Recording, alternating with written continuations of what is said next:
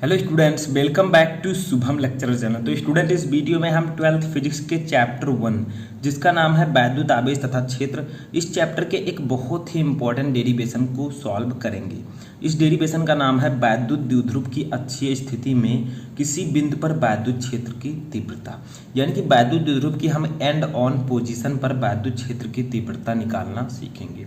तो देखिए, वैद्युत द्विध्रुव के कारण उत्पन्न जो वैद्युत क्षेत्र की तीव्रता है उसे हम दो प्रकार से निकाल सकते हैं। एक तो हम निकाल सकते हैं वैद्युत द्विध्रुव की अक्षीय स्थिति में, और एक हम निकाल सकते हैं वैद्युत द्विध्रुव की निरक्षीय रेखा में। ठीक है, अक्षीय और निरक्षीय दो प्रकार से। ये दोनों बोर्ड एग्जाम के लिए बहुत ही इंपॉर्टेंट है, तो दोनों आपको पता होने चाहिए। तो इस वीडियो में तो हम देखेंगे वैद्युत द्विध्रुव की अक्षीय स्थिति में किसी बिंदु पर वैद्युत क्षेत्र की तीव्रता का व्यंजक कैसे निकालते हैं। तो देखिए, किसी भी डेरिवेशन को करने से पहले आपको उसके चित्र को ध्यान से समझना होता है, क्योंकि अगर आप चित्र को समझ लेते हैं तो आप उस डेरिवेशन को आसानी से कर सकते हैं। ठीक है, तो चलिए इसके चित्र को समझते हैं।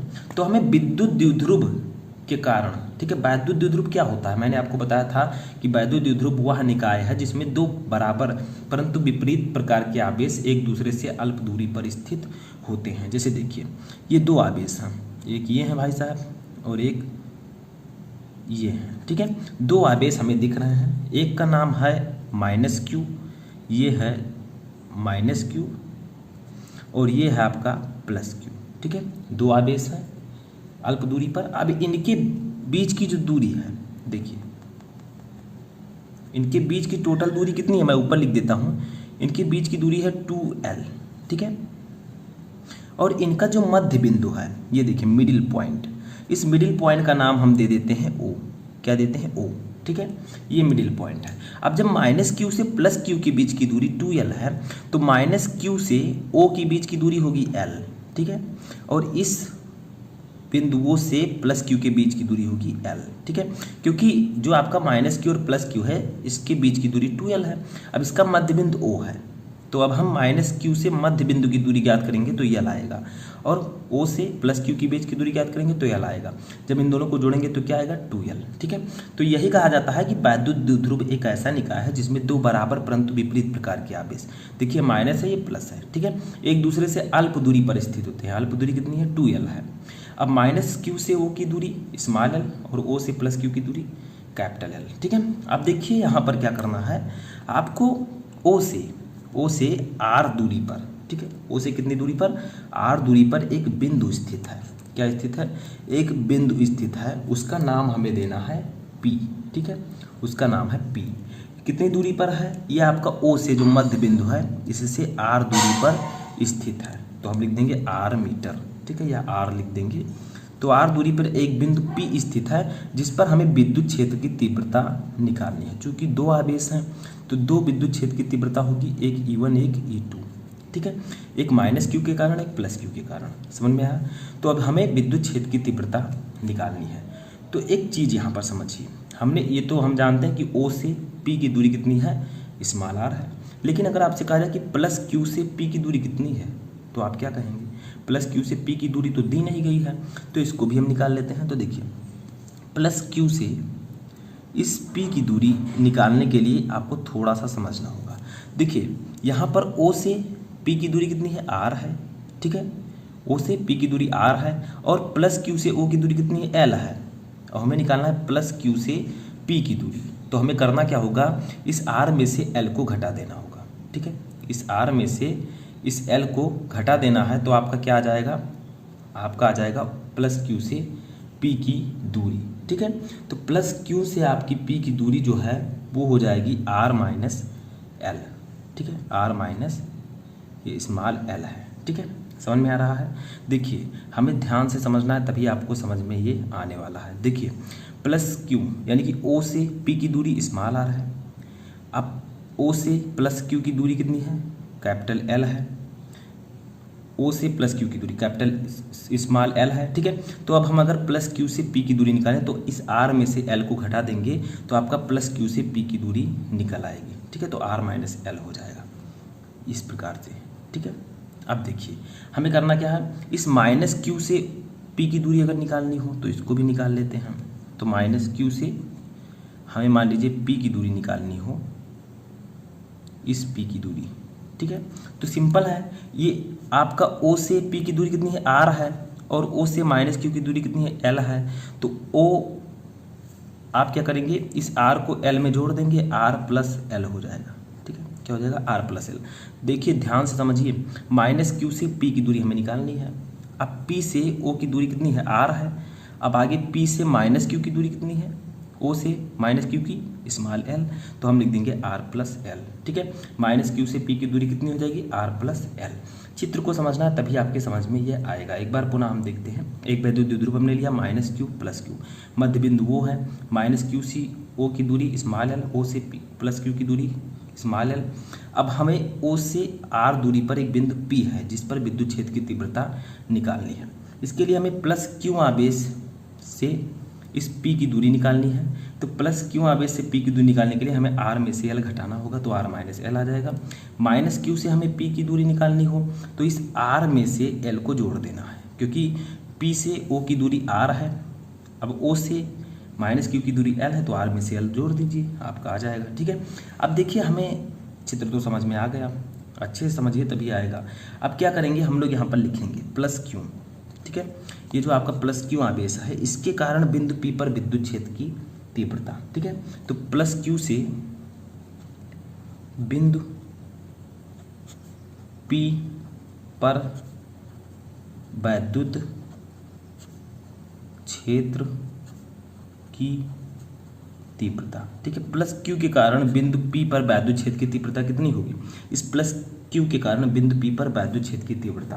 तो वैद्युत क्षेत्र की तीव्रता को हम ई से डिनोट करते हैं, लेकिन यहाँ पर हमें प्लस क्यू और माइनस क्यू दोनों के लिए निकालना है, तो इसका नाम दे देंगे ई1। ई1 इक्वल टू, मैंने आपको बताया था किसी बिंदु आवेश के कारण विद्युत क्षेत्र की तीव्रता का सूत्र निगमन करवाया था, इधर मैं साइड में लिख देता हूँ। E equal to 1/4 pi epsilon not into Q upon are square. ठीक है, तो देखिए हम क्या लिखेंगे, 1/4 पाई एप्सिलॉन नॉट, एक के लिख देंगे, एक परावैद्युतांक है, क्योंकि ये जो आपका वैद्युत द्विध्रुव है ये माध्यम इसका जो है परावैद्युतांक है। ठीक है, तो के क्यू अपान,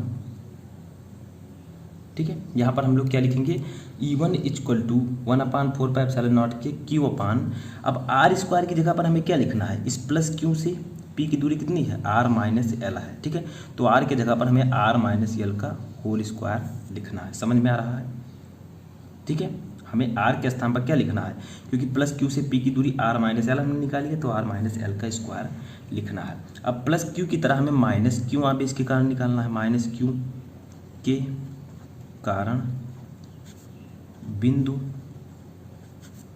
पी पर वैद्युत क्षेत्र की तीव्रता।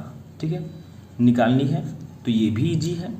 यहाँ पर हम E1 के स्थान पर E2 लिखेंगे, तो E2 equal to 1/4 pi epsilon naught के into Q upon are minus l के स्थान पर हम क्या लिखेंगे, क्योंकि माइनस क्यू से पी की दूरी आर प्लस एल है, तो हम लिखेंगे आर प्लस एल का whole square, R plus L का होल स्क्वायर। ठीक है, समझ में आ रहा है? कोई दिक्कत नहीं होनी चाहिए, बहुत ही सिंपल है। ठीक है, अब देखिए हमें निकालना है परिणामी, यानी कि इन दोनों की परिणामी वैद्युत क्षेत्र की तीव्रता एक्चुअल, तो उसको निकाल लेते हैं। अतः परिणामी वैद्युत क्षेत्र की तीव्रता।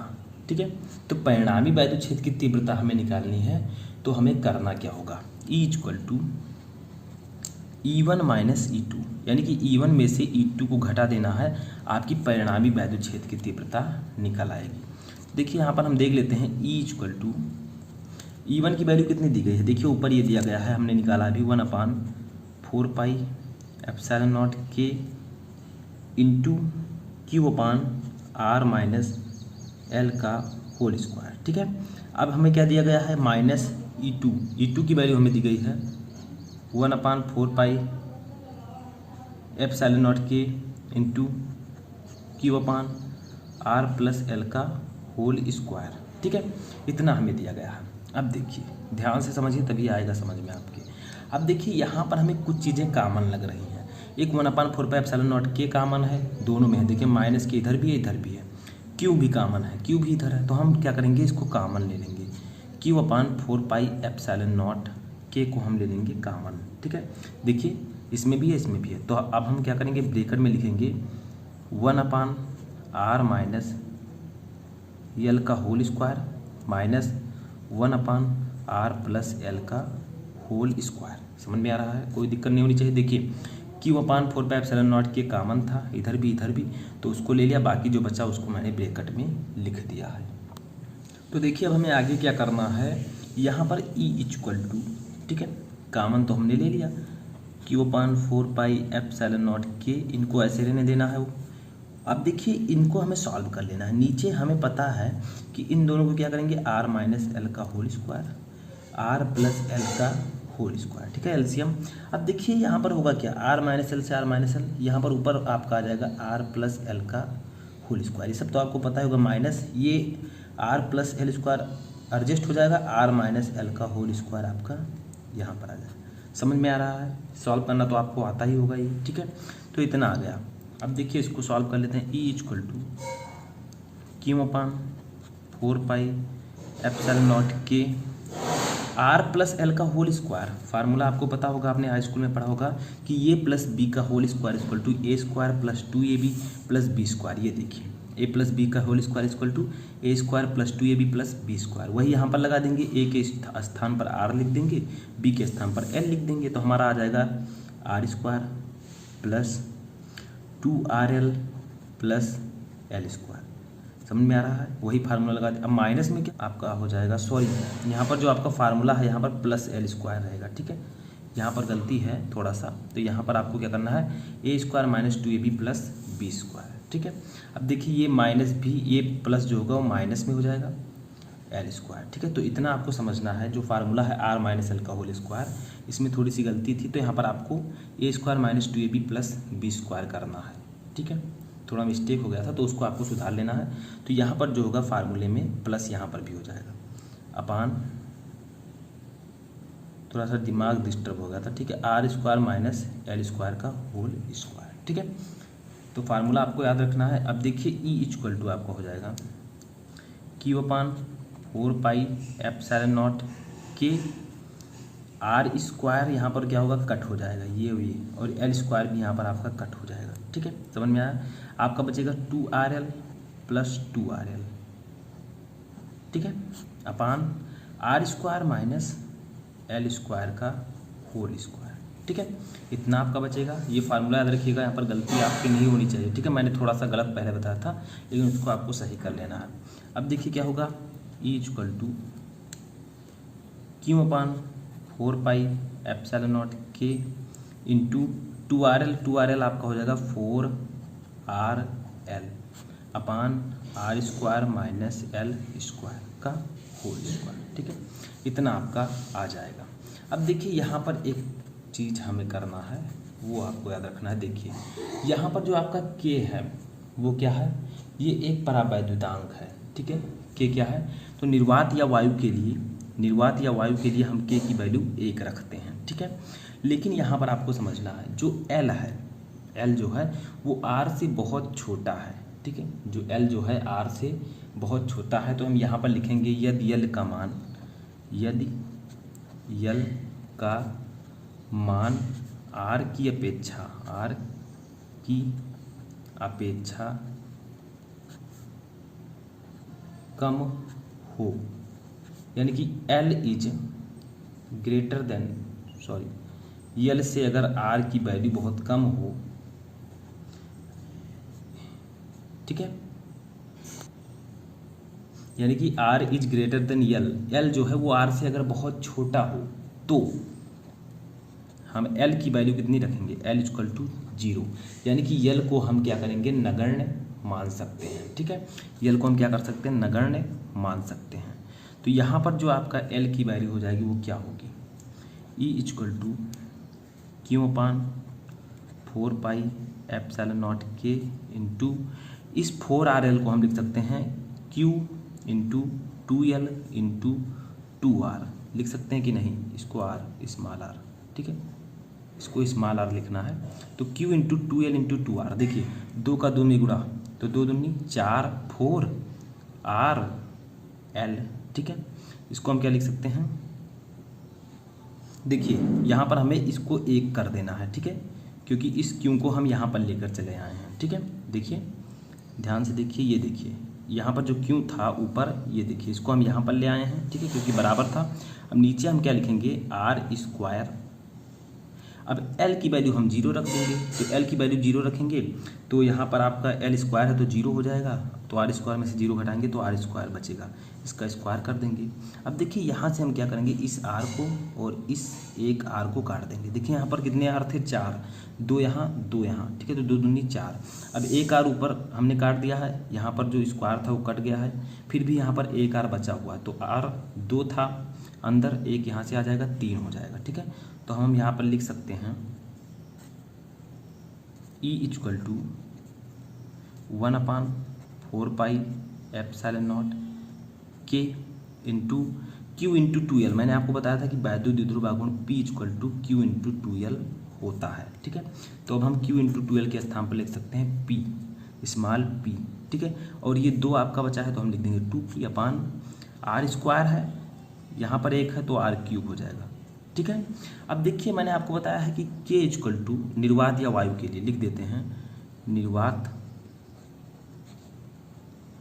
या वायु के लिए K इक्वल टू हम लिखेंगे 1, ठीक है। तो अब हमारा फार्मूला फाइनली आ जाएगा E equal to 1/4 pi epsilon not into 2p/r³, ठीक है। ये हमारा जो है विद्युत द्विध्रुव की अच्छी स्थिति पर विद्युत क्षेत्र की तीव्रता का जो है आपका हो जाएगा डेरिवेशन, इसका मात्रक हो जाएगा न्यूटन प्रति कूलाम, ठीक है। तो समझ में आया, बहुत ही ईजी है, सिर्फ आपको कॉन्सेप्ट को ध्यान से समझना है, ठीक है।